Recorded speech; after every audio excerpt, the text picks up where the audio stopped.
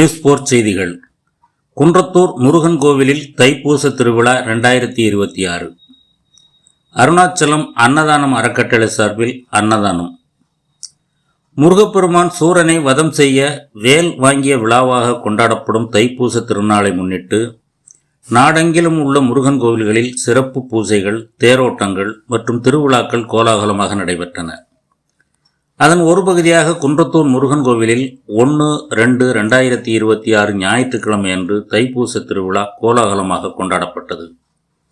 ஆயிரக்கணக்கான பக்தர்கள் பால்குடம், காவடி, அலகு குத்தி வந்து தங்களது நேர்த்திக்கடனை செலுத்தினர்.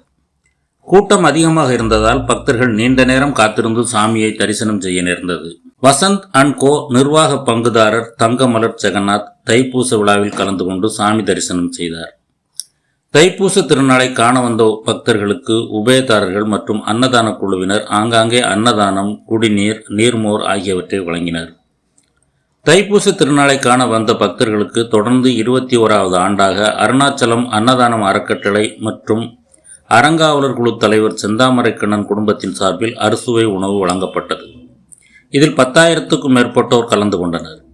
அறுசுவை உணவு வழங்குவதற்கான அனைத்து ஏற்பாடுகளையும் அறங்காவலர் குழு தலைவர் செந்தாமரைக்கண்ணன் குடும்பத்தினர் சிறப்பாக செய்திருந்தனர். நியூஸ் 4 செய்திகளுக்காக வை மாரிமுத்து.